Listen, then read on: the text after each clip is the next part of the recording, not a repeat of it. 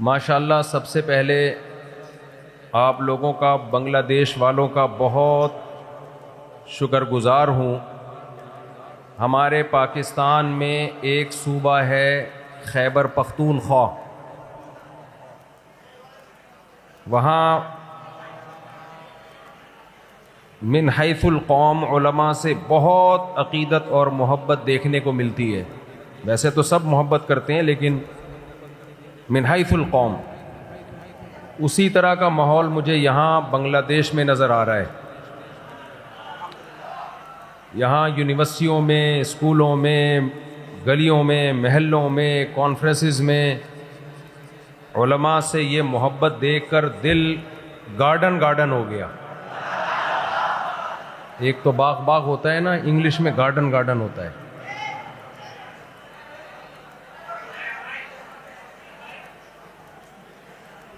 مجھے بیان کے لیے 15 سے 20 منٹ دیے گئے ہیں۔ 15 سے 20 منٹ میں آپ کے سامنے بات رکھوں گا اور بات مکمل کرنے کی انشاءاللہ کوشش کروں گا۔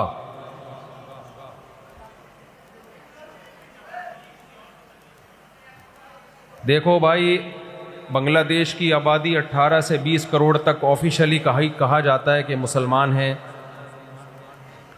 مسلمانوں کا ایک بہت بڑا کنٹری ہے۔ مجھے بڑی خوشی ہوئی، یہاں چھٹی بھی جمعے کے دن ہوتی ہے، اس لیے کہ مسلمان جمعے کو چھٹی چاہتے ہیں۔ اتنی بڑی تعداد میں انفلوئنس ان کا علماء کا اتنا زیادہ ہے۔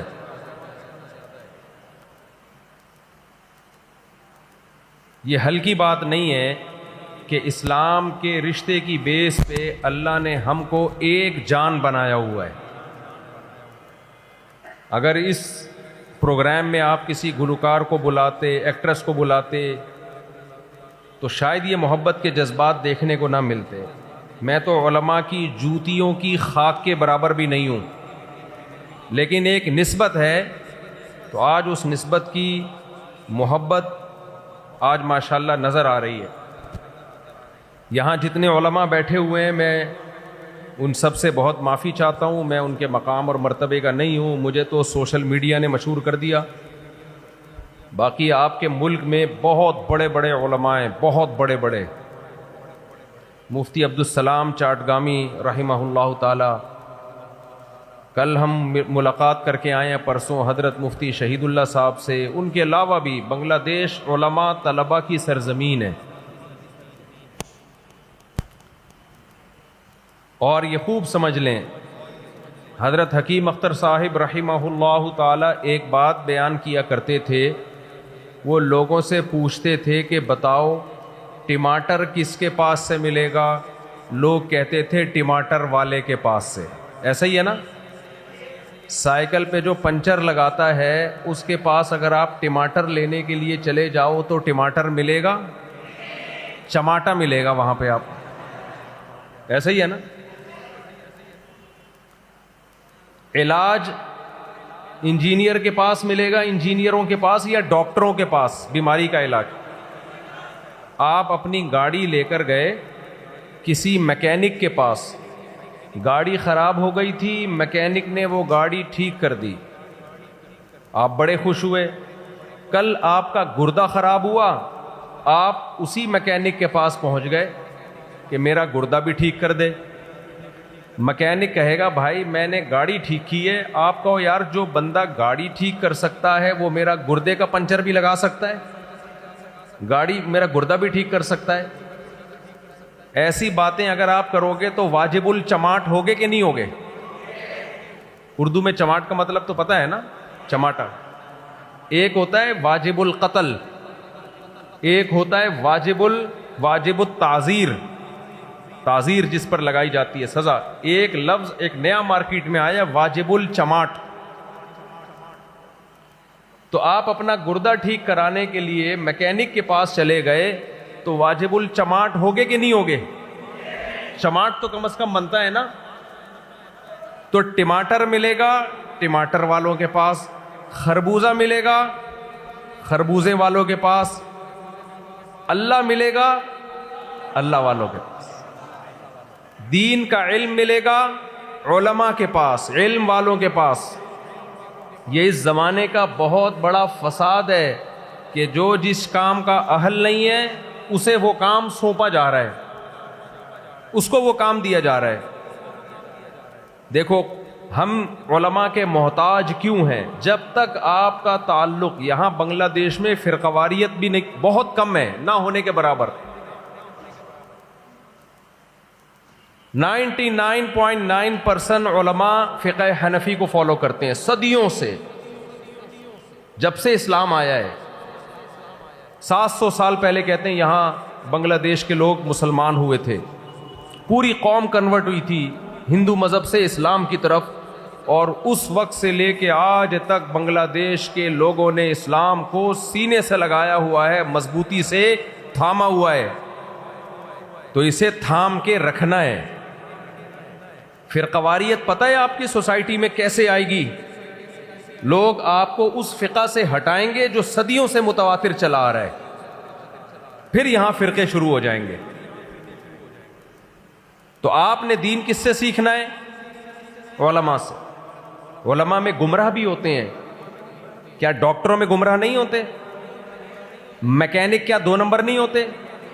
تو یہ تو نہیں ہے کہ آپ کی گاڑی تھی میکینک نے خراب کر دی، یا آپ کا گردہ ایک ڈاکٹر نے خراب کر دیا، دوسرے گردے کے لیے آپ کسی پلمبر کے پاس جا رہے ہو کہ کیونکہ ڈاکٹر خراب ہو گئے ہیں لہذا میں اب گردوں کا کام کس سے کرواؤں گا؟ پلمبروں سے. واجب الچماٹ ہوگے کہ نہیں ہوگے؟ بھائی ایک ڈاکٹر اگر 2 نمبر ہے تو علاج کے لیے دوسرے ڈاکٹر کے پاس ہی ہم جائیں گے. یہ نہیں ہوگا کہ ایک ڈاکٹر خراب ہے تو اب چونکہ ڈاکٹر خراب ہو گئے ہیں لہذا گردوں کا علاج ہم کس سے کروائیں؟ میکینک سے. میں سمجھا پا رہا ہوں اپنی بات؟ اچھا علماء کہتے کس کو ہیں؟ اس کو خوب اچھی طرح سمجھے. علماء کسے کہتے ہیں؟ قرآن نے ہمیں بتایا کہ علماء کسے کہتے ہیں. قرآن کے الفاظ دیکھو، اللہ فرماتے ہیں هو الذی بعث فی الامیین رسولا منہم یتلو علیہم آیاتہ ویزکیہم ویعلمہم الکتاب والحکمہ. اللہ نے فرمایا کہ ہم نے محمد صلی اللہ علیہ وسلم کو بھیجا. محمد صلی اللہ علیہ وسلم کا کام کیا ہے؟ نمبر 1 یتلو علیہم آیاتہ، نبی صحابہ کے سامنے قرآن پڑھ کے سنائیں گے. صحابہ کو صرف لکھا ہوا قرآن نہیں ملا بلکہ انہوں نے نبی صلی اللہ علیہ وسلم کی زبان اقدس سے سنا بھی ہے. پھر تابعین نے اس قرآن کو سنا صحابہ سے، تبع تابعین نے کس سے سنا؟ تابعین سے. یہ سلسلہ سینہ بسینہ صدیوں تک آج تک چلا آ رہا ہے.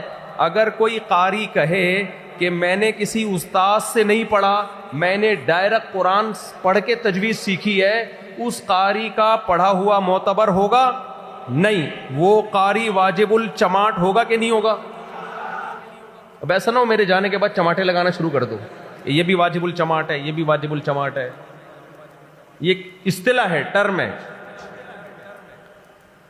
اس قاری کا سلسلہ متصل